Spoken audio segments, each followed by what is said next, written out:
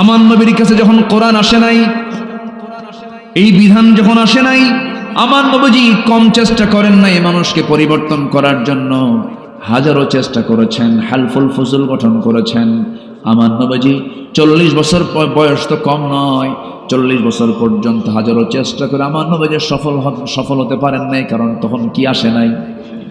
আসতে বলে না, কি আসে নাই? কোরআন ছাড়া রাসূল চেষ্টা করেছেন, রাসূলের মতো মানুষও পারেন নাই, যার জীবনে একটা মিথ্যা কথা না, কোনো কথা নেই, বাজে কোনো কাজ নাই। সেই নবীর মতো মানুষ যদি 40 বছর পর্যন্ত কোরআন ছাড়া চেষ্টা করে যদি ব্যর্থ হয়ে যান, আজকের সমাজপতিরা, আজকের যারা সমাজ চালাতে চান, রাষ্ট্র যারা চালাতে চান, কিন্তু কোরআন দিয়ে রাষ্ট্র চালাতে চান না, আল্লাহর কসম করে বলি কখনো আপনারা সফল হতে পারবেন না। ঠিক কিনা?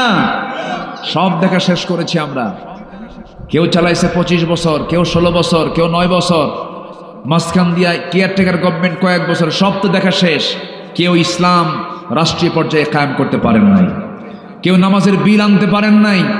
শুধু কথার মার প্যাঁচ দিয়ে, ধর্মীয় মূল্যবোধের কথা বলে, আজে বাজে বেহুদা কথা বলে, শুধু মার প্যাচের বক্তব্য দিয়ে জনগণকে প্রতারিত করেছেন। সব দেখা শেষ। আগামীর দেশ আমরা দেখতে চাই মুসলমানরা কোরআনের দেশ। ঠিক কিনা? চান কারা কারা? হাত উঁচু করে দেখান মুসলমান। আদম আলাইহিস সালাম প্রচন্ড মেধাবী লোক ছিলেন। আল্লাহ পাক তাকে বানায়া জান্নাতে একা রাখলেন, একা ভাল লাগলো না। উনি বলেন, আল্লাহ আমি একা থাকতে পারবো না, আমার একটা হেল্পার দাও, জীবন সঙ্গে দিয়ে দাও। সাথে কাকে দেওয়া হলো? উনি আমাদের কি হন?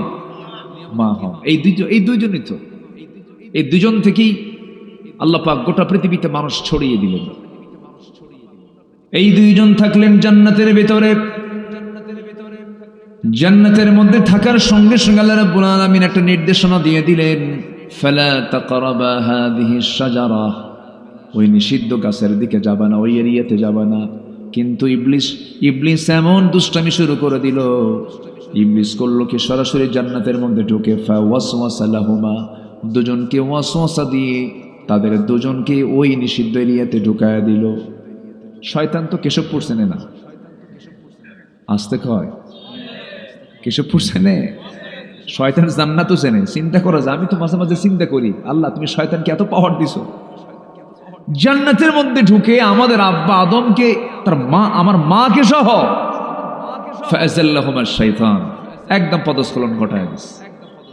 জান্নাতের পোশাক খুলে গেছে, আর থাকতে পারতেছেন না। আল্লাহ বলেন, আজম ভালোই ছিল, কিন্তু উপায় তো নাই, ওয়াসওয়াসা দিয়ে তোমারে তো সরাইয়া দিল। তুমি এখন দুনিয়াতে যাও, আমার পক্ষ থেকে হেদায়েতের কিতাব চলে যাবে, এটাকে যে মানবে তার কোনো ভয় নাই। জোরে বলি সুবহানাল্লাহ। ওই যে আসলেন তারা দুজন। তাহলে এই পৃথিবীর প্রথম বাসিন্দা কয়জন? বলেন কয়জন বাসিন্দা?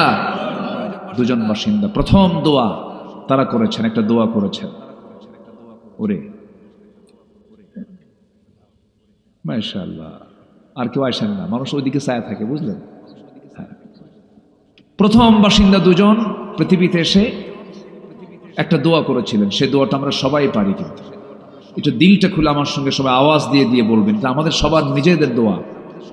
সবাই বলুন, রব্বানা যালামনা আনফুসানা ওয়া ইল্লাম তাগফির লানা ওয়া তারহামনা লানাকুনান্না মিনাল খাসিরিন। দুজন দুনিয়াতে পড়ে এই দোয়াটা করলেন, আল্লাহ নফসের উপরে জুলুম করেছি, মাফ করে দাও।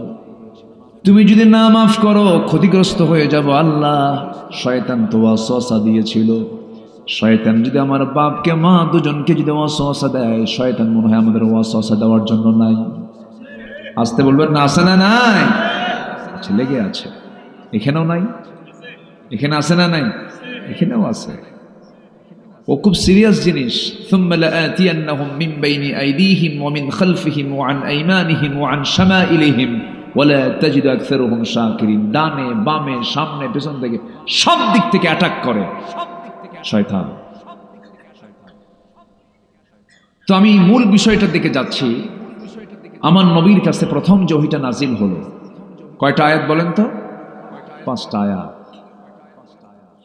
এই 5টি আয়াত যখন রাসূলকে উপহার দেওয়া হলো, বলা হলো যারা পারেন ঠোঁট মিলিয়ে বলুন ইকরা বিসমি রাব্বিকাল্লাযী খালাক খালাকাল ইনসানা মিন আলাক ইকরা ওয়া রাব্বুকাল আকরামুল্লাযী আল্লামা বিল কলম আল্লামাল ইনসানা মা লাম ইয়ালাম। জোরে বলুন আল্লাহু আকবার। নবী হ্যাঁ, আপনি পড়ুন সেই মহান রবের নামে যিনি আপনাকে সৃষ্টি করেছেন, যিনি মানুষকে সৃষ্টি করেছেন আলাক থেকে। কিসে থেকে বলেন? আলাক। সূরার নাম কি? আলাক। আলাক শব্দটা হলো একটা সায়েন্সের ভাষা, একটা বিজ্ঞানের ভাষা। এটা এমব্রায়োলজির উপরে আল্লাহ পাক প্রথম তথ্য দিয়েছেন। প্রথম 5টা আয়াতের মধ্যে আল্লাহ পাক সায়েন্স ঢুকায় দিয়েছেন। ভ্রণ তথ্য নিয়ে আল্লাহ পাক কথা বলেছেন। ভ্রণ তথ্য, মানব বিকাশ কেমন হলো, এই বিষয় নিয়ে আল্লাহ পাক আগে কথা বলেছেন। তাহলে এখন বলুন তো, কোরআন কি শুধু ধর্মীয় কিতাব? না, গবেষণার কিতাব এটা। একটু পরে আসতেছি আমি। আলাকটা কি? আল্লাহ পাক মানুষকে যে আলাক থেকে সৃষ্টি করেছেন, আলাকা শব্দটা কি? এটা ঝুলন্ত। এটা কি বলেন তো? ঝুলন্ত, জোকের মতো দেখা যায়। কিসের মতো? জোকের মতো দেখা যায়। জোকের মতো ঝুলন্ত কোন একটা জিনিসকে বোঝাই হলো আলাক। এটা নিয়ে আজকেও গবেষণা চলছে, শতাব্দীর পর শতাব্দী গবেষণা চলছে। গবেষণা হতেই থাকবে, কিন্তু মূল রহস্য একমাত্র কার জানা? আসতে বলবেন না, কার জানা? গোটা ওয়ার্ল্ড ফেমাস একজন ভ্রণতত্ত্ববিদ ডাক্তার কেইট মুর, উনি জানতেন না, আলাক শব্দের সাথে তার পরিচিতি ছিল না। ওনার সামনে যখন বলা হলো যে কোরআনে আলাক দিয়ে বোঝানো হয়েছে কোনো কাদার পিণ্ড অথবা জোকের মতো দেখা যায় এমন একটা জিনিসের ঝুলন্ত রূপটাকে আলাক বলা হয়, উনি অবাক হয়ে গেলেন। উনি এটাকে মাইক্রোস্কোপিক গবেষণায় নিয়ে গেলেন। অণুবীক্ষণ যন্ত্র দিয়ে দেখেন কোরআন যে তথ্য দিয়েছে হুবহু মিলে গেছে। একটু আসতে বলে সুবহানাল্লাহ। কোরআন যা বলেছে হুবহু মিলে গেছে। বিজ্ঞান ভুল করতে পারে, কিন্তু কোরআন কখনো ভুল করতে পারে না। যাচাই হবে বিজ্ঞান দিয়ে কোরআন, না কোরআন দিয়ে বিজ্ঞান? কোরআন দিয়ে বিজ্ঞান যাচাই হবে। কারণ কোরআন তিনি নাজিল করেছেন যিনি এই সূর্য বানিয়েছেন, যিনি আকাশ বানিয়েছেন। আল্লাহু আকবার বলেন। সম্মানিত ভাইয়েরা, আমি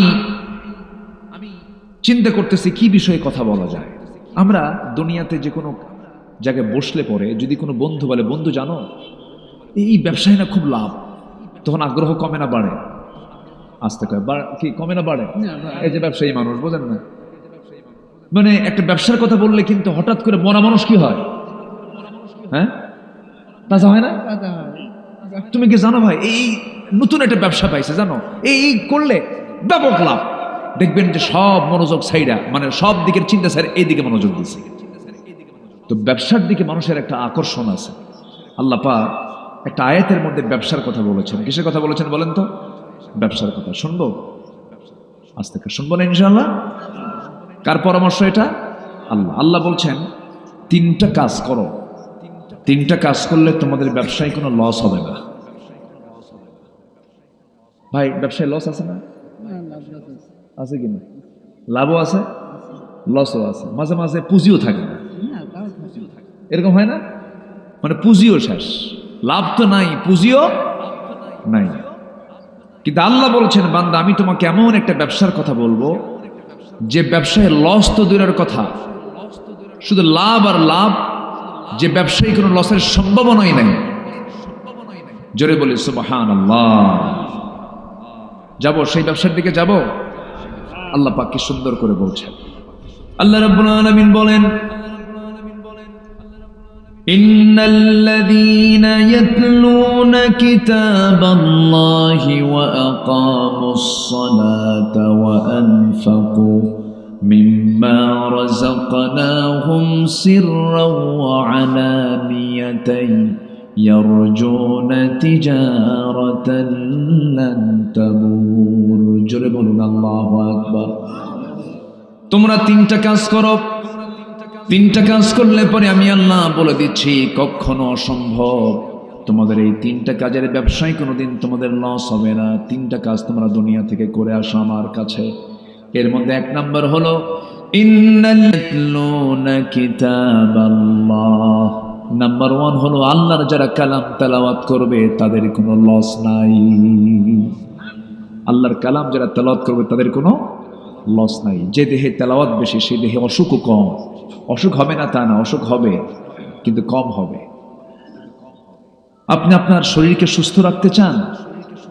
যদি সুস্থ রাখতে চান ফজরের আগ দিয়ে উঠবেন, তাহাজ্জুদ পড়বেন, নামাজ পড়বেন, আল্লাহর কালাম তেলাওয়াত করবেন।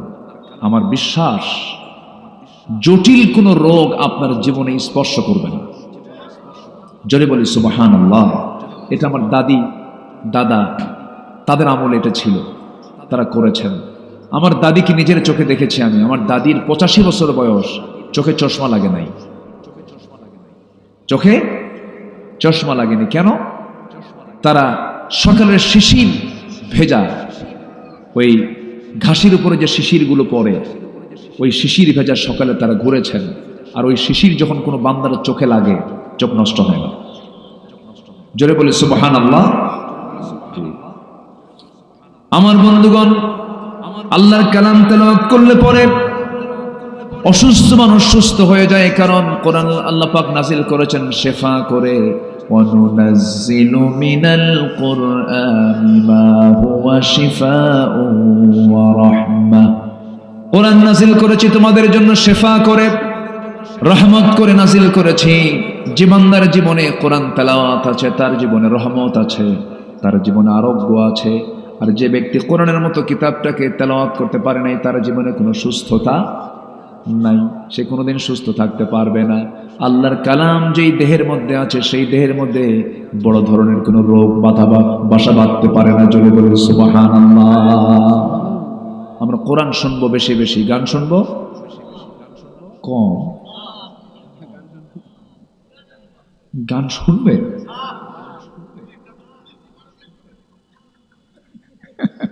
খুব মজার মানুষ। সামনে এক চাচা বসে আছেন, মাঝে মাঝে একটু হাক ডাক ছাড়ে, ক্যামেরাম্যানদের সতর্ক করে, এই সাবধান হতো। খুব সুন্দর, খুব মিশুক মানুষ। জি, যেটা শোনা জায়েজ নাই সেটা অল্পও জায়েজ নাই, বেশিটাও জায়েজ নাই। যেটা হারাম, আপনি এক ঢোক মদ খেলেও হারাম, এক বোতল মদ খেলেও হারাম। হারাম তো হারাম, হারামের কাছে আমরা কেউ যাব না। জান্নাত যাওয়ার সহজ সূত্র হলো কি জানেন? জান্নাত পাবার সহজ সূত্র হলো হারামকে ছেড়ে দেওয়া, হালালকে গ্রহণ করা। বান্দা জান্নাত পেয়ে যাবে। এটা কি সহজ সূত্র না? হারাম ছেড়ে দেব, হালাল গ্রহণ করে নেব, বাস অঙ্ক তো মিলে গেল। হারামটা মাইনাস করে ফেলবো, হালালটা ধরে ফেলবো, বাস আমার জান্নাত কি হয়ে গেল। কষ্ট বেশি লাগে না, সামান্য কথাই যথেষ্ট হয়ে যায়। সম্মানিত ভাইয়েরা, তাহলে এক নাম্বার কাজ, আমরা কোনোদিন লস হবে না আমাদের, সেটা হচ্ছে আমরা কি তেলাওয়াত করবো বলেন তো? কোরআনটাকে তেলাওয়াত করবো। সম্মানিত ভাইয়েরা, এটা এমন একটা কিতাব, এর মধ্যে অতিরিক্ত কোনো কথা নাই। এর চাইতে আকারে বড়, বাক্যের দিক থেকে বড় বহু বই পৃথিবীতে আছে। আকারে বড় অনেক বড় বই আছে, পাণ্ডুলিপি আছে। কিন্তু কোরআন কিন্তু আকারে বাক্যে খুব যে বেশি বড় কিতাব তা কিন্তু নয়। কিন্তু এটা এমন একটা কিতাব, সকল পৃথিবীর সকল জ্ঞান এর মধ্যে আল্লাহ পাক রিজার্ভ রেখে দিয়েছে। জোরে বলে সুবহানাল্লাহ। এর মধ্যে আল্লাহ পাক মশার কথা বলেছেন। কিসের কথা? মশা কি করে? কামড় দেয় না? কামড় দেয়। আচ্ছা, মশা কি মানে আল্লাহ তাআলা এই মশার কথা যখন বললেন কোরআনে, তখন কাফেররা বলল তোমার আল্লাহর কাম নাই কাজ নাই, কোরআনের মতো একটা কিতাবের মধ্যে আবার মশার কথা বলা লাগে? এই কথা বলে ফেল। কাফেরদের তো দোষ ধরার কোনো আগাগোড়া নাই, ওরা তো সবকিছু দিয়ে দোষ ধরতো শুধু। আল্লাহ পাক মশার একটা উদাহরণ কোরআনে কারীমের মধ্যে দিয়েছেন, এই জন্য তারা বলল। আল্লাহ রাব্বুল আলামিন বলেন, ইন্নাল্লাহা লা ইস্তাহি আন ইয়াদরিবা মাসালান মা বাউদাতান ফামা ফাওকাহা ফাআম্মা আল্লাযীনা আমানু فيعلمون أنه الحق من ربهم وأما الذين كفروا فيقولون ماذا أراد الله بهذا مثلا يضل به كثيرا ويهدي به كثيرا وما يضل به إلا الفاسقين جربوا الله أكبر আল্লাহ রাব্বুল আলামিন মশা অথবা তদুর্ধ কোনো বস্তুকে উপমা দিতে এক্সাম্পল দিতে লজ্জাবোধ করেন না। আর কাফেররা বলে তোমার রব এই মশার উদাহরণ দিয়ে কি ফায়দা হয়েছে, এই জায়গায় কি লাভ এখানে? আল্লাহ বলছেন এই সমস্ত উদাহরণের জন্য রয়েছে যারা ইমানদার তারা হেদায়েত প্রাপ্ত হয়ে যায়, আর কিছু যারা বেঈমান তারা আরো পথভ্রষ্ট হয়ে যায়। আমার বন্ধুগণ, মশার কথা কেন বলেছেন দেখেন, আমরা এই জাগতিক জীবনে আমরা লক্ষ্য করি, আমরা বাজারে মশারি কিনতে যাই, মশারি টাঙায় কে? মশা না মানুষ? এটা কি এরকম শরীর মধ্যে দিয়ে গেছে? এটা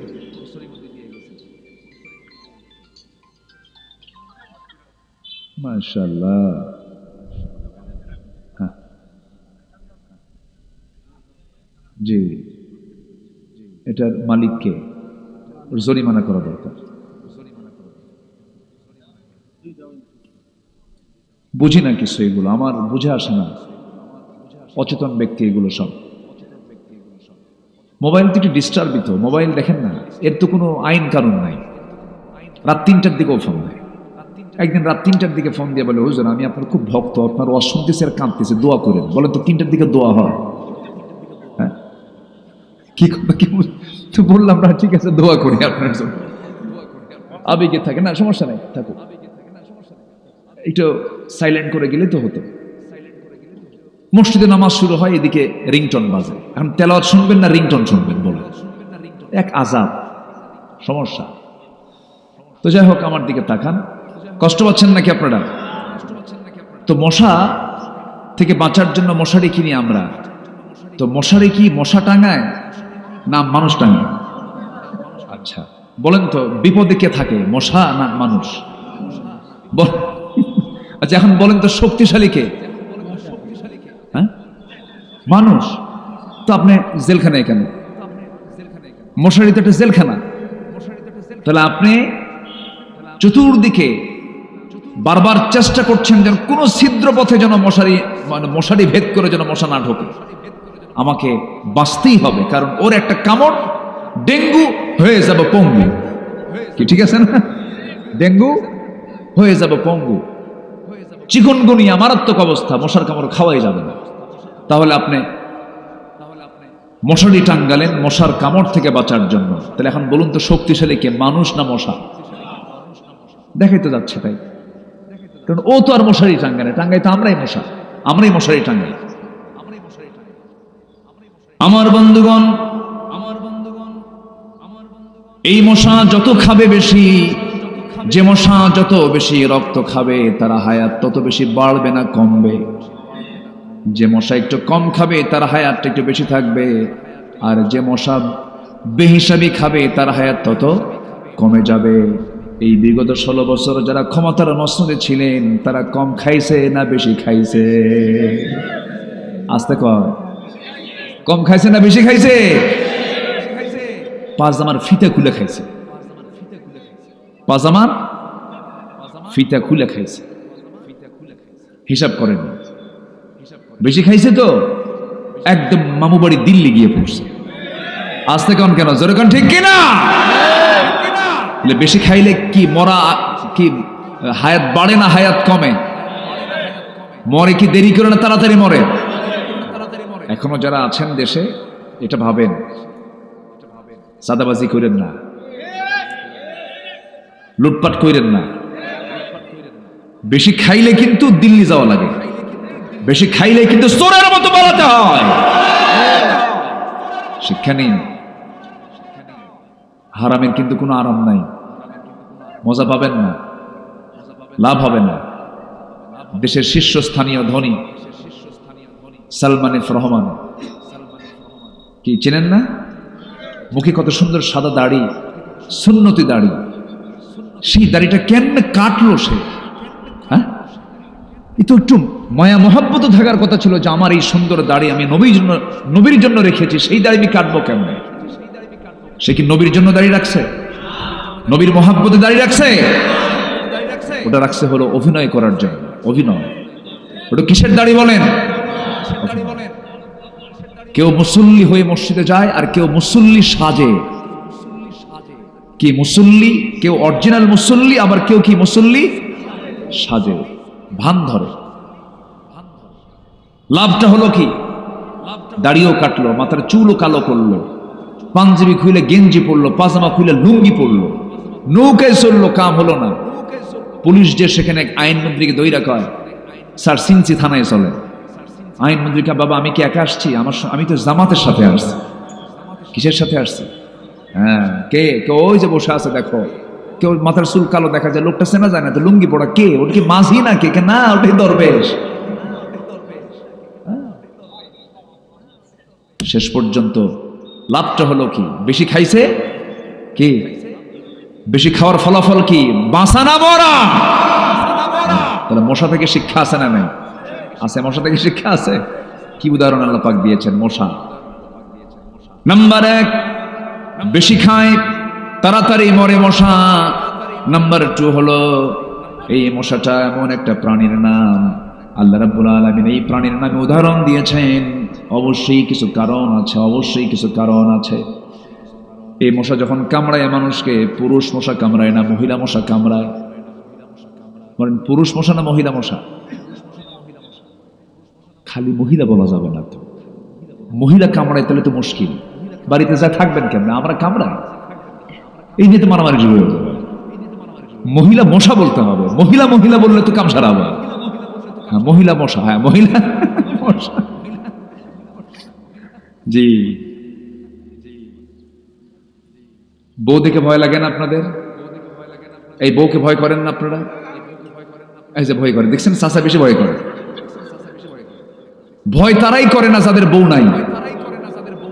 বউ যার আছে, বউকে ভয় করে না, এরকম কোন লোক দুনিয়াতে নেই।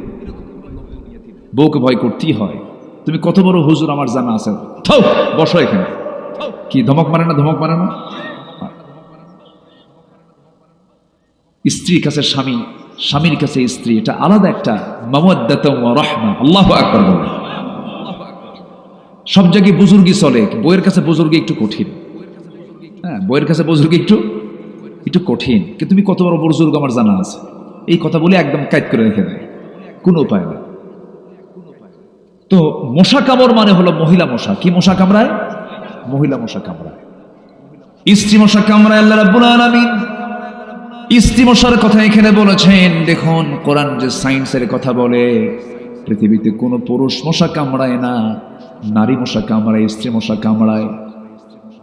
মশা কামড়ের মধ্য দিয়ে বংশ বিস্তার হতে থাকে, এটা পুরুষ মশার কাজ না, এটা স্ত্রী মশার কাজ। এরপরে মৌচাকে মধু থাকে, ওই মৌচাকের মধ্যে যে মধুগুলো ডিপার্টমেন্টগুলো চালায়, এই মৌমাছিটা পুরুষ মৌমাছি না, স্ত্রী মৌমাছি, রানী মৌমাছি। কি মৌমাছি? রানী মৌমাছি। এদের মধ্যে কিছু ক্লাস আছে, কিছু আছে ওয়ার্কার, কর্মী মৌমাছি, পুলিশ মৌমাছি, রানী মৌমাছি। রানী মৌমাছির কাজ হলো মৌচাককে কন্ট্রোল করা। মৌচাকের কোনো মধু যেন জার্ম না হয়। কোন কর্মী মৌমাছি যখন মৌচাকে মধু নিয়ে আসবে ফুল ফল থেকে সংগ্রহ করে, তার পা চেক করার জন্য সেখানে অ্যাডমিনিস্ট্রেশন কিছু মৌমাছি আছে, প্রশাসনের কিছু মৌমাছি আছে। এরা দেখে দেখে নেয় কোন পায়ে ময়লা আছে, যে পায়ে ময়লা থাকে সেই মাছিটাকে এই পুলিশ মৌমাছিগুলো সব এক জায়গায় অ্যাটাক করে তাকে কামড় মেরে মেরে ফেলে দিয়ে বলে, মানুষের জন্য ওষুধ বানাইছেন আল্লাহ তাআলা, এই মৌচাকে মধু কোনো ক্রমেই নষ্ট করা যাবে না। যেরকম সুবহানাল্লাহ। চিন্তা করা যায়? আল্লাহ তাআলার ফার্মাসিউটিক্যাল লিমিটেড না আনলিমিটেড? আল্লাহর ফার্মাসিউটিক্যাল কি? আনলিমিটেড। মৌচাকে মধু কত খাবা, খাও, পান করো। আমার বন্ধুগণ, সমস্ত রোগের ঔষধ ওই মৌচাকের মধুর ভিতরে আল্লাহ রাব্বুল আলামিন রেখেছেন। গোটা দেশের ডিপো হলো খুলনার কোন বনে? বলেন কোন বনে? এই এলাকা তো সবচেয়ে বড় ফার্মাসিউটিক্যাল কি ঠিক আছে না? সবচেয়ে সুন্দরবন হচ্ছে মধুর জায়গা। এলাকায় মধু আছে না? মধুয়া ওই মধু তো দিলেন না। জি, আল্লাহু আকবার। ইসলাম বলছেন, রাসূল বলতেছেন যে মৃত্যু রোগ ছাড়া সমস্ত রোগের ঔষধ আল্লাহ পাক এই মধুর মধ্যে রেখে দিয়েছেন। এবং জান্নাতে থাকবে 4টা নহর, এর মধ্যে একটা হচ্ছে মধুর নহর। কিসের নহর বলেন?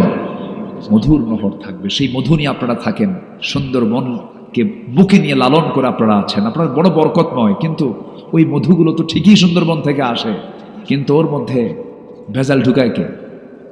বলেন কে ঢুকায়? মধুর কোনো দোষ নাই, দোষ কার? মানুষের। মানুষ ভেজাল লাগায় ফেলে। আল্লাহ রাব্বুল আলামিন এই যে মৌচাকের মধুটা দেখার দায়িত্ব আল্লাহ পাক রানী মৌমাছিকে দিয়েছেন। আল্লাহ তাআলা রানী মৌমাছির কথাই বলেছেন কোরআনে, আনিত্তাখিদি মিনাল জিবালি বুয়ুতা। আনিত্তাখিদি, এখানে যারা আলেম উলামা আছেন এটা মুয়ান্নাসের সিগা। আনিত্তাখিদুনা, আনিত্তাখিদি মিনাল জিবালি বুয়ুতা। হে রানী মৌমাছি, তোমরা পাহাড়ের ধারে, পাহাড়ের নিচে, গাছের ডালে বাসা বানাও, মৌচাক বানাও, মধু প্রস্তুত করো। ফিহি শিফাউল লিন্নাস, আমি এর মধ্যে মানুষের সমস্ত রোগের ঔষধ রেখে দিয়েছি। কিছুই লাগতো না। এখন তো হসপিটাল বেশি হয়ে গেছে, রোগী বেশি হয়ে গেছে, ডাক্তার বেশি হয়ে গেছে, কিচ্ছুই লাগতো না।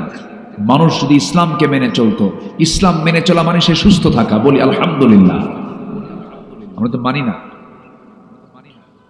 তাহলে স্ত্রী মশা কামড়ায়, রানী মৌমাছি মৌচাকের বাসা প্রস্তুত করে। এই কথাগুলো কোরআনে ১,৫০০ বছর আগে কে বলে দিয়েছেন? আল্লাহ বলে দিয়েছেন। আমার বন্ধুগণ, নাম্বার 3 হলো মশাকে তুচ্ছ ভাবার কোনো সুযোগ নাই। এই মশা যখন রাত 10টার পরে আপনি যখন ঘুমাতে যান, শীতকালে মশা কম থাকে না বেশি থাকে? কম নাই বললেই চলে। আপনি দেখলেন 2-1টা মশা, একটাও নাই। গোটা ঘর আপনি তালাশ করে দেখেছেন, মশা কোথাও নাই। কিন্তু আপনি যখন ঘুমাতে গেছেন, লাইটটা বন্ধ করেছেন, আপনার চোখে তো আরো পড়বে না, কারণ লাইট বন্ধ হলে তো মশা আরো দেখা যায় না। কিন্তু আপনি লাইট বন্ধ করে যখনই ঘুমায় গেছেন, কোন দিক থেকে মশা আবিষ্কার হয়ে আপনার কানের কাছে এসে কি সুন্দর করে গান গায়, সারেগামা পাধানিসা। কি আছে না বলেন তো? গান গাওয়া শুরু করে দিল। তাহলে এই যে এই খুঁজে পেল আপনাকে কেমন করে? সায়েন্স বলতেছে ৭৫ ফুট দূর থেকে সে টের পায় যে এখানে একটা সলিমুদ্দিন শুয়ে আছে। কত ফুট দূর থেকে? ৭৫ ফুট দূর থেকে। তাহলে কি তার আল্লাহ পাক সেন্সর দিয়েছেন, কি এটার নাম কি? সেন্সর। মানে সেন্সরটা তার এত মজবুত যে দূর থেকে সে টের পায়। এবং সে যখন ওই কোন স্কিনে যখন হুল ফোটাতে নেয়, প্রথমে সে ওইটুকু অংশ আগে অবশ করে। কি করে? এটাকে পরিভাষায় কি বলে? যে মেডিকেল যারা ডাক্তার, অবশ্যই আরেকটা পরিভাষা আছে। আচ্ছা, যাই হোক, আমার মেমোরিতে এখন মানে কাজ করছে না। তো ওইটুকু অংশ করে কি অবশ বানায় ফেলে। অবশ বানায়া বলে সলিমুদ্দিন তুই টের পাবি, তোর বাবটের পাবে না। এরপর হুল ফুটায়া ওর প্রয়োজন মাফিক রক্তটা সে শোষণ করে নেয়। আল্লাহু আকবার বলবেন না? জোরে বলি আল্লাহু আকবার। তাহলে দেখেন, এই অবশ করার জন্য ওই মশার ওই হুলের আগায় এই ওষুধটা কে দিয়েছেন? আসতে বলবেন না, কে দিয়েছেন? আল্লাহ দিয়েছেন। আমার বন্ধুগণ, ওই যে মশা আপনার কানের কাছে এসে ভন ভন করে আওয়াজ করতেছে, এটা কিন্তু তার গানের কোন আওয়াজ নয়, এটা তার 2 পাখার আওয়াজ। সায়েন্স বলতেছে তার যে পাখা নড়ায়, সে প্রতি সেকেন্ডে মনোযোগ দিয়ে শুনুন, প্রতি সেকেন্ডে সে তার পাখা 2টা নড়ায়। প্রতি সেকেন্ডে 500 থেকে 600 বার, 500 থেকে 600 বার সে তার পাখা নড়ায়। আজ পর্যন্ত পৃথিবীতে এর চাইতে দ্রুতগামী কোনো মেশিন পৃথিবীতে আবিষ্কার হয়নি। তাহলে মশাকে ছোট, মশা ছোট, মাছি এটাও কম না। মাছির চোখ হলো 3টা, 2 দিকে 2টা, সামনে আরেকটা, চতুর্দিকে মুভিং আয়, চতুর্দিকে এরকম করে দেখে সলিমুদ্দিন হামলা করলো কিনা। কোথাও যখন সে বসার সঙ্গে সঙ্গে তার 2 পাশে 2টা অ্যান্টিনা আছে, অ্যান্টিনা ছেড়ে দেয়, অ্যান্টিনার সামনে খাড়া করে রাখে। যখন কোনো চাপ যখন কেউ হামলা করতে নেই তখন অ্যান্টিনা সিগন্যাল দেয়, এই হামলা করতে তাড়াতাড়ি ওঠ। আল্লাহু আকবার বলবেন না? তার লাইফ সিকিউরিটি কে দিয়েছেন? আসতে বলবেন না, কে দিয়েছেন? নাম্বার 4 হলো মশাকে নিয়ে দুর্বল মনে করার কোনো সুযোগ নাই, কারণ এই পৃথিবীতে একজন কাফের মশার কামড় খায়া দুনিয়া থেকে বিদায় নিয়েছে, যার মাথার মধ্যে আল্লাহ পাক ব্রেনের মধ্যে মশা ঢুকাইছিলেন, তার নাম কি? এই তো আল্লাহ কোরআনে যা বলেছেন সব অকাজের না কাজের? অকাজের না কাজের? কাজের বলে দিয়েছেন। সম্মানিত ভাইয়েরা, আরেকটা প্রাণীর নামে সূরা আছে, সেটা হচ্ছে মাকড়সা। মাকড়সার বাড়ি কোথায়? আসতে কয়, মাকড়সার বাড়ি কোথায় বলেন? আমার ঘরে। মাকড়সার বাড়ি কোথায়? আমার ঘরে না? আসতে কয়, কি আমার ঘরে না? আপনার ঘরে না? আমার ঘরে মাকড়সার বাসা। সে বাসাটা সে বানায়, বানাতেও সময় লাগে না, শেষ হতেও সময় লাগে না, শুধুমাত্র একটা ফু মারা দরকার। ফু মারলে কি মাকড়সার বাসা শেষ হয়ে গেল। কিন্তু আপনি কি দেখেছেন সে মাকড়সা যখন সে বাসাটা বানায়, যদি অল্প সময়ে বানায়, কিন্তু এত সুন্দর করে তার রেখা, এত সুন্দর তার ডিজাইন, এত সুন্দর ডিজাইনের এই জ্ঞান ওই ছোট্ট মাথার মধ্যে কে দিল? আসতে বলবেন না, কে দিয়েছে? আল্লাহ দিয়েছে। আল্লাহু আকবার, আল্লাহু আকবার। আমার বন্ধুগণ, আল্লাহ রাব্বুল আলামিন এই আনকাবুত নিয়ে কথা বলেছেন, মাসালুল্লাযীনা ইত্তাখাযু মিন দুনিল্লাহি আউলিয়া কামাসালিল আনকাবুত ইত্তাখাযাত বাইতান ওয়া ইন্না আওহানাল বুয়ুতি লাবাইতুল আনকাবুত লাউ কানু ইয়ালামুন। আল্লাহকে ছাড়া যারা অন্য কাউকে যারা মুরব্বী মনে করবে, গার্ডিয়ান মনে করবে, প্রকৃত অভিভাবক মনে করবে, যারা অন্য কাউকে বন্ধু বানাবে, ওলি বানাবে, তাদের দৃষ্টান্ত হলো, আল্লাহ পাক বলছেন তাদের উপমা হলো, তাদের দৃষ্টান্ত হলো মাকড়সা। কি? মাকড়সা। কেমন করে দেখেন, সায়েন্স আজকে জরিপ করেছে, একটু কানটা আমরা একটু খাড়া করব, মনোযোগ দিয়ে শুনবো।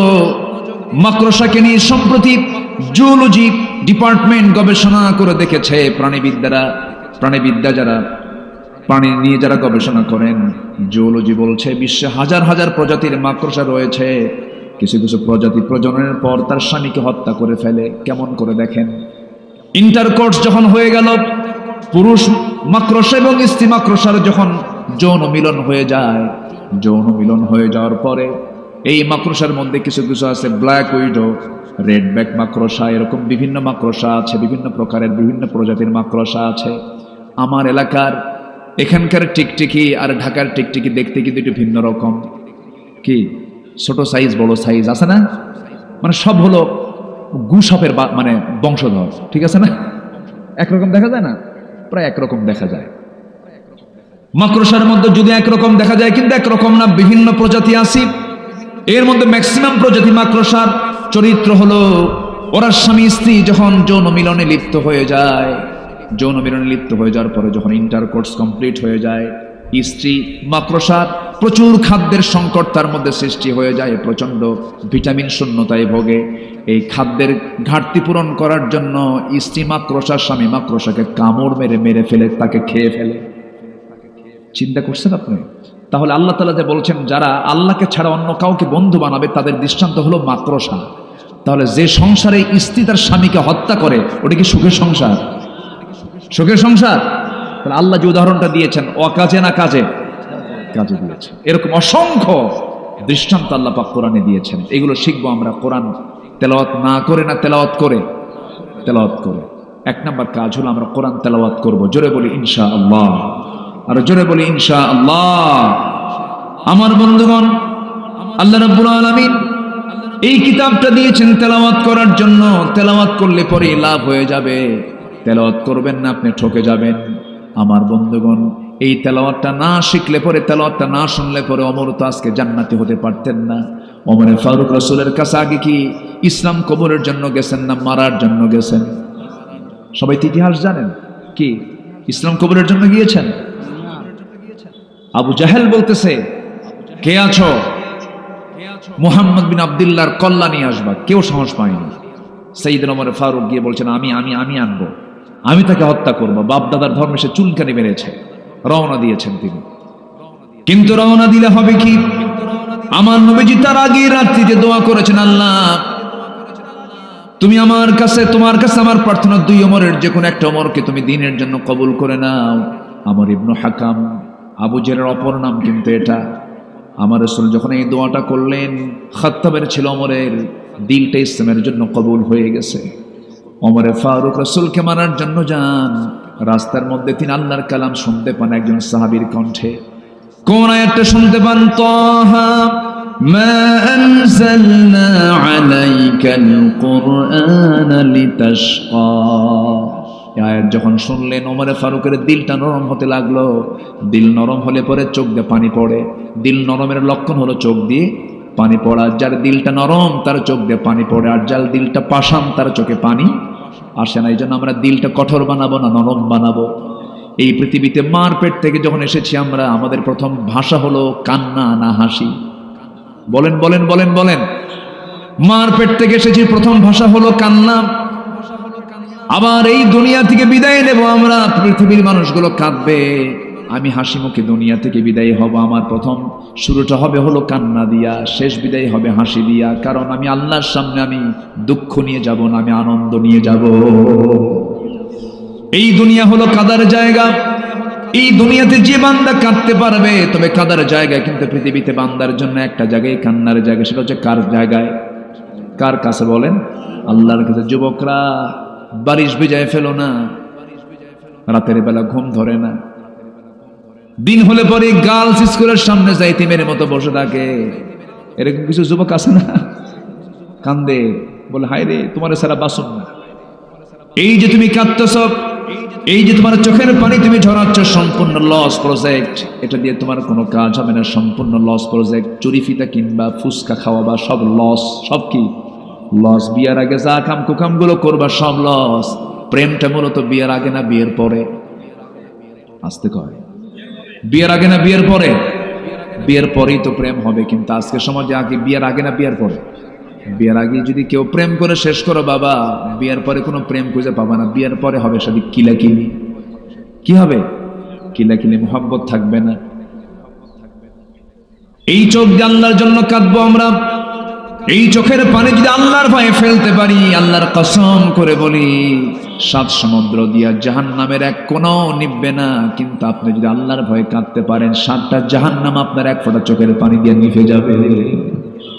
আমরা কাঁদবো কার কাছে? রাসূল যখন কাঁদতেন পাগলের মতো কাঁদতেন। রাসূল যখন কাঁদতেন বেকরার হয়ে যেতেন।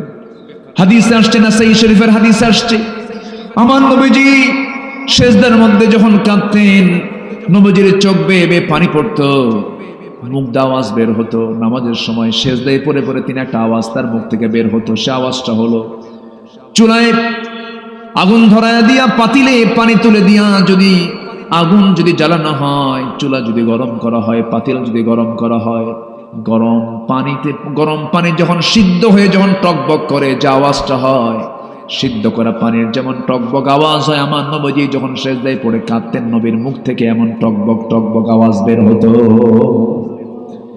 আমার নবীজি এত কাঁদতেন। এই জন্য এই দুনিয়াটা হলো কাদার জায়গা। আল্লাহর কালামগুলো সুন্দর করে তেলাওয়াত করবো আমার বন্ধুগণ, আমার ভাইরা। সাইয়েদনা ওমরে ফারুকের মতো মানুষ আল্লাহর কালাম যখন শুনলেন, দিলটা নরম হয়ে গেল। নবীর সামনে গিয়ে বলছেন, ইয়া রাসূলুল্লাহ, এই তরবারি আপনার গর্দান উড়ানোর জন্য এসেছিল, কিন্তু পারল না। একমাত্র আমাকে বাধার প্রাচীর হয়ে দাঁড়িয়েছে, তার নাম কি? কোরআন আমাকে সম্পূর্ণ উল্টায় দিয়েছে। আপনি আমাকে পড়ায় দেন, আশহাদু আল্লা ইলাহা ইল্লাল্লাহু ওয়াহদাহু লা শারীকা লাহু ওয়া আশহাদু আন্না মুহাম্মাদান আবদুহু ওয়া রাসূলুহু। হেদায়েতের মালিকটাকে আরো জোরে হেদায়েতের মালিককে বলুন। আমার আল্লাহ হচ্ছেন হেদায়েতের মালিক। হেদায়েত চাইবো আমরা কার কাছে? আল্লাহর কাছে চাবো।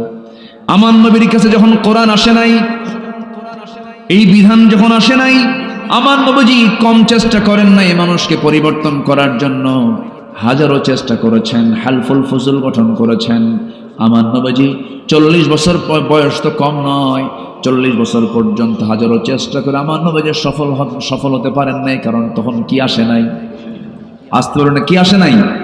কোরআন ছাড়া রাসূল চেষ্টা করেছেন, রাসূলের মতো মানুষও পারেন নাই, যার জীবনে একটা মিথ্যা কথা না, কোনো কথা নেই, বাজে কোনো কাজ নাই।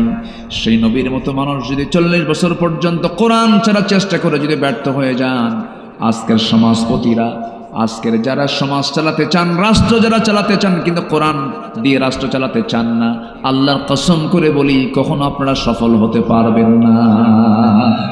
ঠিক কিনা? সব দেখা শেষ করেছি আমরা। কেউ চালাইছে 25 বছর, কেউ 16 বছর, কেউ 9 বছর, মাঝখান দিয়া কেয়ারটেকার গভর্নমেন্ট কয়েক বছর, সব তো দেখা শেষ। কেউ ইসলাম রাষ্ট্রীয় পর্যায়ে কায়েম করতে পারেন নাই, কেউ নামাজের বিল আনতে পারেন নাই। শুধু কথার মার প্যাঁচ দিয়ে, ধর্মীয় মূল্যবোধের কথা বলে, আজে বাজে বেহুদা কথা বলে, শুধু মার প্যাচের বক্তব্য দিয়ে জনগণকে প্রতারিত করেছেন। সব দেখা শেষ। আগামীর দেশ আমরা দেখতে চাই মুসলমানরা কোরআনের দেশ। ঠিক কিনা? চান কারা কারা? হাত উঁচু করে দেখান মুসলমান।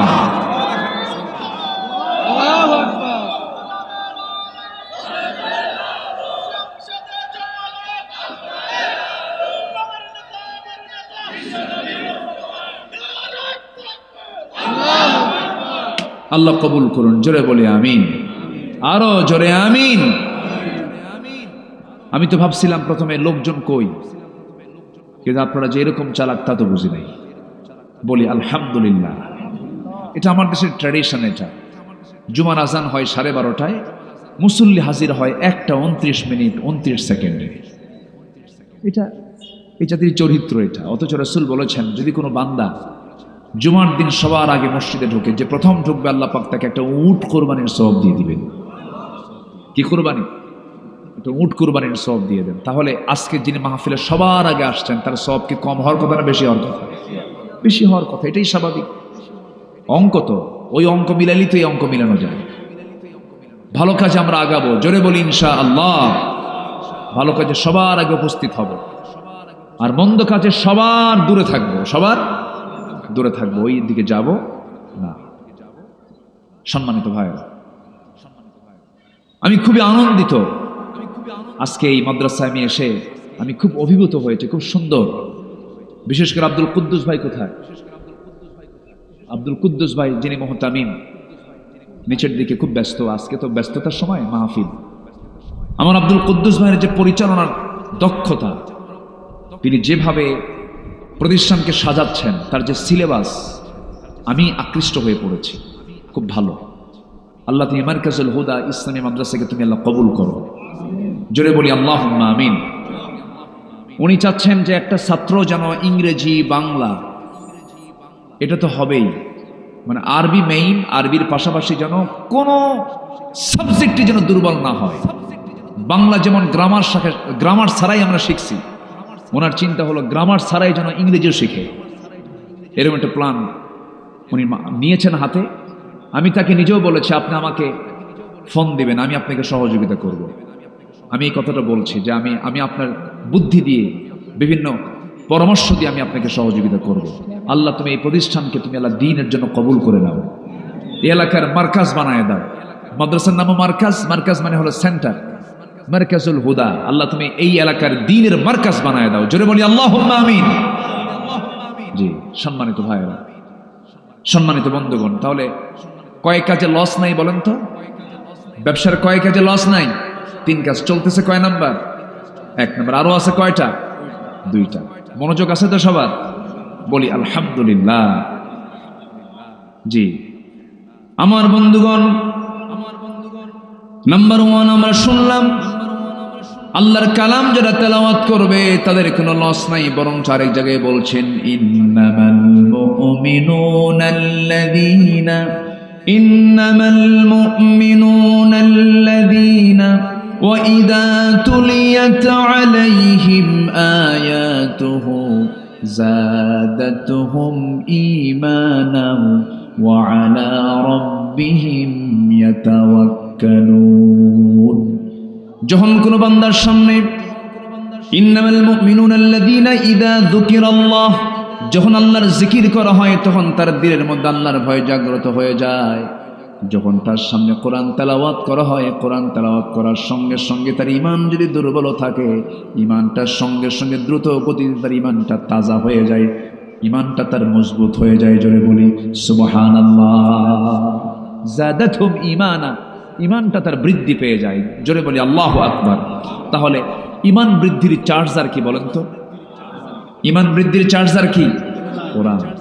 কোরআন আছে বলেই তো আমরা আল্লাহকে চিনতে পেরেছি। কোরআন আছে বলেই তো আমরা আখিরাতকে বিশ্বাস করতে পেরেছি।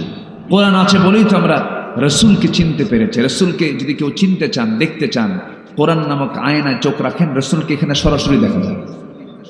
জোরে বলি সুবহানাল্লাহ। রসুল ছিলেন কোরআনের বাস্তব রূপ। কোরআনের বাস্তব রূপ ছিলেন, প্র্যাকটিক্যাল রূপ ছিলেন মুহাম্মদ সাল্লাল্লাহু আলাইহি ওয়াসাল্লাম। সাইয়েদনা ওমর কি ছিলেন, কি হয়ে গেলেন?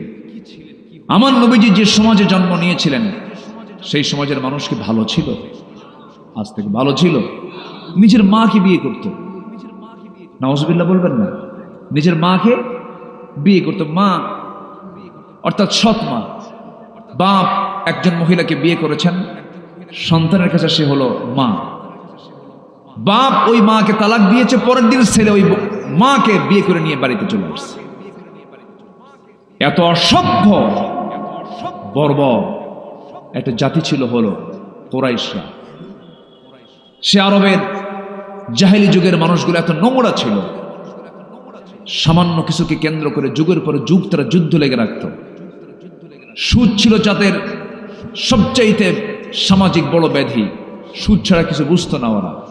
খুন ছিল নিত্য নৈমিত্তিক ব্যাপার। এরপরে ভাঙ্গা পাতিলকে কেন্দ্র করে যুগের পরে যুগ তারা যুদ্ধ লাগায় রাখত। মেয়ের সন্তান জন্ম নিল কেন? এটাই অপরাধ। বিআইয়ি যামবিন কুতিলাত মুসাওয়াদান ওয়া হুয়া কাযীম, চেহারা কালো কুসকুসে হয়ে যেত মেয়ের সন্তান হলে পরে, জীবন্ত পুঁতে হত্যা করত। এত অসভ্য একটা সমাজকে রাসূল চেঞ্জ করে আনলেন। সেখান থেকে বের করলেন সাইয়েদনা আবু বকর, ওমর, ওসমান, আলী রাদিয়াল্লাহু আনহুম। এই সমস্ত সাহাবাদেরকে তিনি নিয়ে আসলেন সেই সমাজ থেকে বের করে। কোনো জাদু মন্ত্র দিয়ে নয়। কি দিয়া? আসতে বলবেন না, কি দিয়া? সেই কোরআন দিকে আজকের সমাজ পরিবর্তন করা সম্ভব না। যারা বলেন কোরআনের সাথে রাজনীতির কোনো সম্পর্ক নাই, কোরআনের সাথে রাষ্ট্রের কোনো সম্পর্ক নাই, কোরআনের সাথে দেশ সমাজ রাষ্ট্রের কোনো সম্পর্ক নাই, রাজনীতির সম্পর্ক নাই, উনি মানসিক রোগী। আসতে কোন কেন? জি ঠিক কিনা? উনি মানসিক রোগী। হয়তো এইভাবে কথা বলেছেন, উনি হয়তো মস্তিষ্ক ওনার ওলট পালট হয়ে গেছে। যে বলবে ইসলামে রাষ্ট্রনীতি নেই, রাষ্ট্রনীতি মানে কি? রাজনীতি মানে কি? রাষ্ট্রনীতি, রাষ্ট্র নিয়ে যে কথা বলে, যে বলবে ইসলামের সাথে রাষ্ট্রের কোনো সম্পর্ক নেই, নতুন করে তার ঈমান নবায়ন করা দরকার, ঈমান আনা দরকার। এগুলো বাজে কথা। বসে বসে পড়ো না? জি দেবো। হ্যাঁ আপনি বসেন। ও বাড়ি চলে যাবেন? নগদ নগদ জিকির করি লা ইলাহা, আরো জোরে লা ইলাহা সুবহানাল্লাহ ওয়ালহামদুলিল্লাহ, আরো জোরে লা ইলাহা, আরো জোরে লা ইলাহা সুবহানাল্লাহ ওয়ালহামদুলিল্লাহ, আরো জোরে লা ইলাহা ইল্লাল্লাহ, লা ইলাহা সুবহানাল্লাহ ওয়ালহামদুলিল্লাহ। পড়ে বসো। আরো জোরে লা ইলাহা, লা ইলাহা ইল্লাল্লাহ মুহাম্মাদুর রাসূলুল্লাহ সাল্লাল্লাহু আলাইহি ওয়াসাল্লাম। সম্মানিত ভাইয়েরা, এই প্রতিবন্ধী মানুষগুলোর প্রতি আমরা দয়াদ্র হব। জোরে বলি ইনশাআল্লাহ। অনেক পরিবারে এগুলো আছে না? বলেন আছে। কখনো বাপ মা রাগ করবেন না, এগুলো আল্লাহর ফয়সালা। কার ফয়সালা? আল্লাহর ফয়সালা। একটা বারের জন্য বলবেন না যে মরে না কেন, বলে কিন্তু এটা বলবেন না। কখনো বলবেন না কেন মরে না। না, আপনি কি জানেন আপনি আল্লাহর সৃষ্টির খেদমত করলে আল্লাহ আপনাকে জান্নাত দিয়ে দিবেন। আপনি আপনার সন্তানকে আপনি দেখছেন না, আর 100 লাগবে। হ্যাঁ, নাসর বান্দা, ঠিক আছে, তুমি তো আরো বেশি পাইলা, যাও। দেখছেন, ও মারাবাও কয় আবার। যা, ঠিক আছে, যাও, আমি আলোচনা করতেছি। হ্যাঁ, জি, সম্মানিত ভাইয়েরা, পাগলও টাকা চিনে, কি চেনে না? হ্যাঁ, জাতে মাথা, তাহলে ঠিক, এটা এটা এটা ঠিক রেখেছে। না না, পাগল না, বলতে পাগল না, না, ঠিক আছে, আল্লাহ তুমি ভালো রাখো, জোরে বলি আল্লাহুম্মা আমিন। সব তো আমাদেরই পরিবার, তো সব তো মানুষ আমরা, তাই না? সব তো মানুষ, আমরা সবাইকে সমান চোখে দেখবো, জোরে বলি ইনশাআল্লাহ। দেখছেন, লোকমা আমারে দিয়েই গেল, কিন্তু আমি কিন্তু পাগল না, ঠিক আছে, ও কিন্তু সিগন্যাল দিয়ে গেল। জি আল্লাহ তুমি তাকে সুস্থ করে দাও, জোরে বলি আমিন। সম্মানিত ভাইরা, তাহলে আমার নবীজির ওই সমাজের মানুষগুলো এত নোংরা ছিল, সেই নোংরা সমাজকে আল্লাহ রসুল সুন্দর সমাজ বানালেন, কিচ্ছু দিয়ে নয়, কোরআন তেলাওয়াত দিয়ে। কি দিয়ে? কোরআন তেলাওয়াত দিয়ে তাদের তেলাওয়াত শিখালেন, কোরআনের সমাজ রাষ্ট্র তিনি গড়ে তুললেন। আমার বন্ধুগণ, আমার নবীর সামনে একজন সাহাবী চোখের পানি ফেলে ফেলে কান্দেন, নতুন দিন গ্রহণ করেছেন। রসুল বলছেন, সাহাবী কান্দো কেন? ইসলাম কবুল করে ঠকছো নাকি? না হুজুর, আমি এই জন্য কান্দি না। কেন কান্নাকাটি করছো বলো? সঙ্গে সঙ্গে তিনি বলছেন, হুজুর কান্নাকাটি করার কারণ অন্য কিছু নয়, কারণ শুধু একটাই, সেটা হলো জীবনে যেটা কোনোদিন মনে হয় নাই, কিন্তু অপরাধটা করে ফেলেছিলাম। কিন্তু যেদিন আমি ইসলাম কবুল করেছি সেই দিন থেকে আজ পর্যন্ত আমার চোখে কোনো ঘুম নাই। কেন ঘুম নাই? কি হয়েছে তোমার? হুজুর রাতের বেলা ঘুম পাড়তে গেলেই আমার সন্তান আমাকে পিছন থেকে ডাকে। কোন সন্তান? তোমার যে সন্তানকে আমি আমার নিজের হাতে মেরে ফেলেছি, আমি নিজের হাতে খুন করেছিলাম। কেমন করে বলো? গুজর জাহিলি যুগে মেয়ের সন্তান জীবন্ত পুঁতে আমি হত্যা করেছি। রসুল বললেন, একটু ঘটনাটা খুলে বলো তো। নবীর সামনে সাহাবী বসে গেলেন হাঁটু গেড়ে দিয়া। রসুল বলছেন, সাহাবী বলো, আমি তোমার মুখ থেকে শুনতে চাই, বলো তো কেমন করে মারলা তুমি? আমার নবীর সামনে বসে গিয়ে ওই সাহাবী কেঁদে কেঁদে বলছেন, হুজুর সন্তানটা আমার স্ত্রীর গর্ভে যখন চলে এলো 6 মাস, সন্তানটার বয়স 6 মাস হলে বউটাকে বললাম, যাও বাবার বাড়ি চলে যাও, ডেলিভারি হওয়ার পরে আসো, ছেলের সন্তান হলে পরে নিয়ে আসবা সঙ্গে করে, মেয়ের সন্তান হলে পরে জীবন্ত পুঁতে হত্যা করবা। এই কথা বলে পাঠায় দিলাম। সন্তানটা মেয়ে হয়েছে, কিন্তু আমাকে বলা হলো মৃত হয়েছে। আমার চোখের আড়াল করে অন্য বাড়িতে ধীরে ধীরে বড় করে 6 বছরের মাথায় একদিন চট করে আমার সামনে সন্তানটা পড়ে গেল আমার চোখে। ধরলাম, হাত নিয়ে আসলাম বউয়ের সামনে। বউটা আমার কেঁদে কেঁদে বলছে, কতদিন আপনার তথ্যর গোপন করব, সন্তানটা আমাদেরই সন্তান। খেপে গেলাম, রেগে গেলাম, বুঝতে দিলাম না। ঠান্ডা মাথার খুনি হয়ে হুজুর সন্তানটাকে বুকের মধ্যে নিয়ে আমি আদর করা শুরু করলাম। মেয়েটা আমার দাড়ি ধরে টানে, মাথার চুল ধরে টানে, আমাকে আদর করে, সোহাগ করে, আর বলে, বাবা তুমি আমাকে এতদিন ধরে দূরে রাখছো কেন? রাত চলে গেল, সকাল যখন হয়ে গেল, মেয়েটাকে বললাম, মা তোমাকে আজকে তোমার নানির বাড়িতে নিয়ে যাব। মেয়েটা দারুণ খুশি হয়ে গেল। মার কাছে গিয়ে বলে, মা আমাকে সাজিয়ে দাও, গুছিয়ে দাও, আজকে আমার বাবা নানির বাড়িতে নিয়ে যাবে আমাকে। এই কথা বলে হুজুর মেয়েটাকে সাজগুজ করায় রওনা করলাম। নানির বাড়ির দিকে রওনা না দিয়ে জঙ্গলের দিকে রওনা করলাম। মেয়েটার মুখ শুকনা হয়ে গেছে। জঙ্গল পার হলাম, মেয়েটা শুকনা মুখ নিয়ে বলে, বাবা নানির বাড়ি না গিয়ে তুমি এই জায়গায় গর্ত খনন কেন করো? কি জন্য তুমি এখানে আমাকে নিয়ে এসেছো? কিচ্ছু বললাম না। গর্ত খনন করি, প্রচন্ড গরম।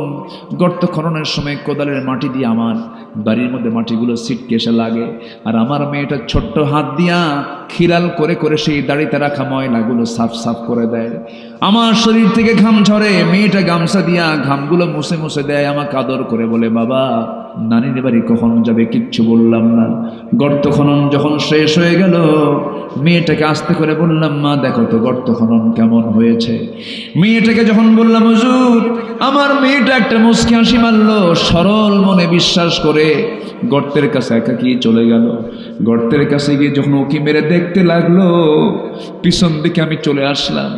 দুটো হাত দিয়ে আমি সজোরে এমন জোরে ধাক্কা মারলাম, এক ধাক্কায় সন্তানটা গর্তের মধ্যে পড়ে গেছে। চিত হয়ে পড়ে উপর হয়ে পড়েছি, হয়ে দুটো হাত এক জায়গায় করে বলছে, বাবা বুঝতে পেরেছি আমার মার কথা আজকে সত্য হয়েছে, তুমি আজকে আমাকে মেরে ফেলার জন্য নিয়ে আসছো বাবা, মেরে যদি ফেলতে চাও, মরে যদি যায় আর কি হবে বাবা, তোমার কাছে শেষবারের জন্য একটাবার প্রাণ ভিক্ষা চাই, একটাবারের জন্য বাঁচায় দাও, আমি তোমার কাছে শপথ করছি আমৃত্য এই চেহারা তোমার সামনে আমি কখনো দেখাবো না বাবা, আমাকে বাঁচায় দাও। দিল পরিমাণ আমার দিলটা গলল না হুজুর, সামান্য দিল গলল না, খেপে গিয়ে রেগে গিয়ে এক পর্যায়ে হাতের মধ্যে পাথর নিলাম, চক্ষু বন্ধ করে সন্তানটার কলেজা বরাবর মেরে দিলাম, ফিঙ্কি দিয়ে রক্ত বের হওয়া শুরু হলো, ভিতর থেকে বারবার বারবার করে আব্বা আব্বা বলে, আব্বা আব্বা বলে বারবার করে ডাকে। আমার দিল গলল না, পাষাণ হৃদয় নরম হলো না, আমি আমার হাতের মধ্যে পাথরগুলো নিয়ে চাপা দিলাম, মাটি চাপা দিলাম, বালু চাপা দিয়া জনমের মতো নিজের সন্তানকে নিজের হাতে খুন করে ফেললাম।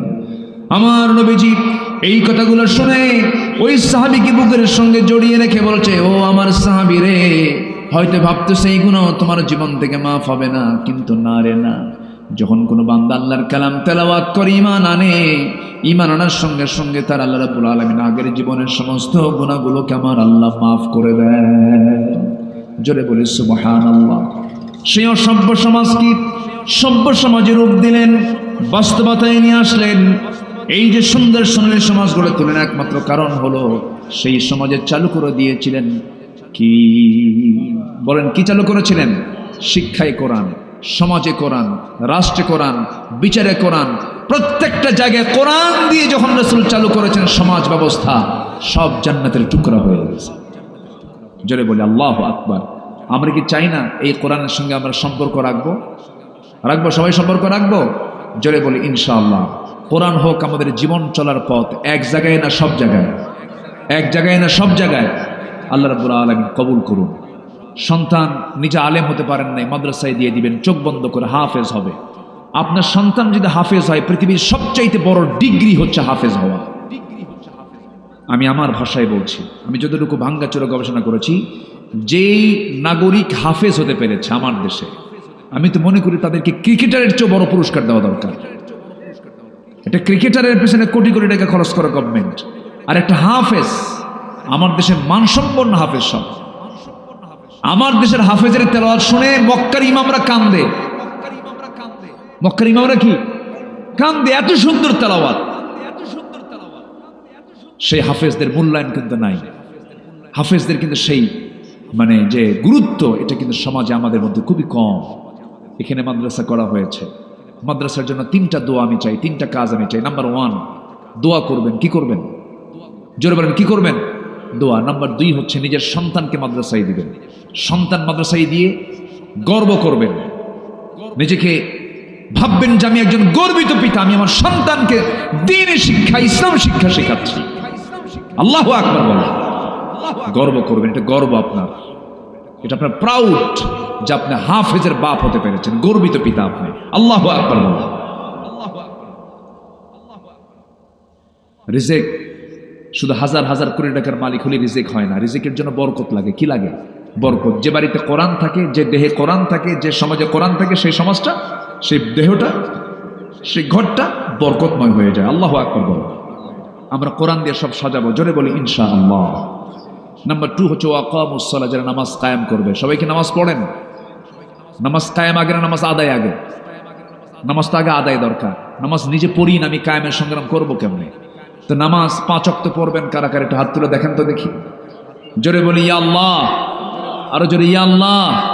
আমাদেরকে 5 ওয়াক্ত সালাত আদায় করার তৌফিক তুমি আল্লাহ দিয়া দাও। জোরে বলি আমিন, আরো জোরে আমিন। হাত নেই। সম্মানিত ভাইয়েরা, আজান 2-4-5 মিনিটের মধ্যে কিছু জায়গায় আজান হয়ে গেছে, আজান শুরু হবে যখন তখন। আমি সব এই তো শুরু হয়েছে না আজান? আজান শুরু হয়ে গেছে, আওয়াজ শোনা যাচ্ছে। হ্যাঁ না, ঠিক আছে, আলহামদুলিল্লাহ। আমরা তো উঠেছি আলোচনায়, সমস্যা নেই, মাশাআল্লাহ। সম্মানিত ভাইয়েরা, যারা বসেছেন থাকবেন শেষ পর্যন্ত। নামাজ এখানেই হবে, কি বলেন? আসতে বলে নামাজ এখানে জায়েজ নাই, নামাজ পড়া এখানে জায়েজ নাই। মসজিদের যে সওয়াব পাবেন এখানে সেই সওয়াবই পাবেন, জামাত যদি হয়। আলহামদুলিল্লাহ বলুন। 5 ওয়াক্ত নামাজ পড়বেন কারা কারা, একটু হাত তুলে দেখেন দেখি। 5 ওয়াক্ত নামাজ, হ্যাঁ জোরে বলি ইয়া আল্লাহ, আমাদেরকে 5 ওয়াক্ত সালাত আদায় করার তৌফিক তুমি আল্লাহ দিয়া দাও। জোরে বলি আমিন, আরো জোরে আমিন, আরো জোরে আমিন। কষ্ট দিয়ে ফেললাম। নামাজ পড়লে জাহান্নাম থেকে বাঁচা যাবে, নামাজ না পড়ে জাহান্নাম থেকে বাঁচার কোনো সুযোগ ওঠে কেন? এই যে উঠতেছেন কেন আপনি? আমি তো উঠতে বলিনি। বসেন, একটু বসেন, আমরা দোয়া করব, এরপরে নামাজ হবে। দোয়া ছাড়া চলে যাবেন আপনি? দোয়া হচ্ছে আমাদের মাহফিলের অনুষ্ঠানের শেষ পর্ব হচ্ছে দোয়া। এই দোয়া থেকে যিনি মাহরুম হবেন, আমি মনে করি তো তার আব্বা আম্মার প্রতি তো তার একটু মনে হয় মহব্বত কম। এই দোয়া থেকে আব্বা আম্মার জন্য দোয়া হবে না? রব্বির হামহুমা কামা রব্বায়ানি সাগীরা, এই দোয়া থেকে মাহরুম হবেন কেন? বসেন, একটা লোকও নড়বেন না। সম্মানিত ভাইয়েরা, এই মাহফিলটা প্রত্যেক বছরই চলছে, 5 বছর যাবত। বলি আলহামদুলিল্লাহ। এই মাহফিলটা চলুক, এই মাদ্রাসা চলুক, সবাই চান না ইনশাআল্লাহ? তা আমি একটু সবার কাছে একটু আরজ রাখবো, যারা আসছেন, বিশেষ করে যারা আসছেন। আমি আসার সময় দেখি ওই মাদ্রাসায় ঢুকেছিলাম, একতলা ছাদ হয়ে গেছে, দোতলা ছাদ তারা করবেন, সেখানে 174 বস্তা সিমেন্ট লাগবে। এটা একটা বড় একটা খরচ, কিছু রড লাগবে, বালু লাগবে। কলামটাও রেডি আছে, শুধু ছাদটা হয়ে গেলে তারা খুশি আপাতত। তো আমি এখানে যারা আসছেন, এখানে যে মৎস্য ব্যবসায়ী আছেন, বিশেষ বিশেষ ব্যক্তিরা আছেন, তো যদি কেউ কিছু দিতে চান, বিশেষ দানটা আপনারা করবেন। আর এর মাঝে আপনাদের মাঝে কিছু চাদর ব্যাগ যাবে। চাদর ব্যাগে আমরা যে যা পারি, আমরা মানে ভাঙ্গাচুরা যে যা পারি, কেউ কম দেব না, একটু দেওয়া মানসম্মত দেওয়ার চেষ্টা করব। ব্যাগ যাচ্ছে, আমরা সবাই দেব ইনশাআল্লাহ। জিকির করি সুবহানাল্লাহ আলহামদুলিল্লাহ। কোথায় ব্যাগ কি দিয়েছেন? হ্যাঁ জি, আর কে আছেন? আমরা সবাই দেব ইনশাআল্লাহ। যে আমার মা বোন যারা আসছেন তারাও দিবেন ইনশাআল্লাহ। কম বেশি সবাইকে দিতে হবে। আল্লাহ যেন সবাইকে দেওয়ার তৌফিক দান করেন। আজিবুর রহমান, তিনি দিয়েছেন 5000 টাকা। আল্লাহ কবুল করে, নেক নিয়ত মঞ্জুর করে আব্বা আম্মাকে। আচ্ছা, কেউ যাবেন না, সবাই বসেন। আচ্ছা, নাম প্রকাশে অনিচ্ছুক একজন দিয়েছেন 10,000 টাকা। ইমরান বিশ্বাস দিয়েছেন কিছু, তারপর আসাদ সাহেব দিয়েছেন, আব্দুর রশিদ কেশবপুর দিয়েছেন, রবিউল ইসলাম দিয়েছেন, হাসান দিয়েছেন, হাজি আব্দুল কাশেম দিয়েছেন কিছু টাকা। আল্লাহ কবুল করো, নেক নিয়ত মঞ্জুর করো, আব্বা আম্মাকে মাফ করো। চেয়ারম্যান সাহেব দিয়ে গেছেন কিছু টাকা, আল্লাহ কবুল করো। জি আল্লাহ, তুমি কারো দানকে তুমি আল্লাহ ফেরত দিও না। কেউ উঠবেন না আপনারা, আমি কিন্তু উঠতে বলিনি, সবাই বসুন, আমরা চাইবো আল্লাহর কাছে। জি আলহামদুলিল্লাহ। ওয়াইস করুনি তিনি দিয়েছেন, বিশেষ অতিথি দিয়েছেন 5000 টাকা। আল্লাহ কবুল করো। 5 না? জি আল্লাহ কবুল করুন। আপনি কি জোট করছেন নাকি? জোট? আচ্ছা ঠিক আছে, জিকির করি লা ইলাহা। আর কে আছেন? আমরা দিলটা খুলে সবাই দেবো, জিকির করি লা ইলাহা। হ্যাঁ, সভাপতি সাহেব 20,020 টাকা। সভাপতি মহোদয় তিনি দিয়েছেন 20,000 টাকা দিয়েছেন। আবার উপরে 20 টাকা কেন? ও যে মোহরনার মতো, ও যে 303 টাকা না? জি, সভাপতি মহোদয় তিনি দিয়েছেন 20,000 টাকা। জোরে বলি মারহাবা, আল্লাহ কবুল করো। জোরে বলি আমিন। জি, আর আমার ভাইজান 40 বস্তা সিমেন্ট দিতে চেয়েছেন। জোরে বলি মারহাবা, আল্লাহ কবুল করো, নেক নিয়ত মঞ্জুর করো, আব্বা আমাকে মাফ করো। জোরে বলি আমিন। ভালো সিমেন্টটা দিবে না? মহিলাদের মধ্যে, মা বোনদের মধ্যে ভিতরে যারা আসছেন তারাও দিবেন। আল্লাহ তুমি দিল থেকে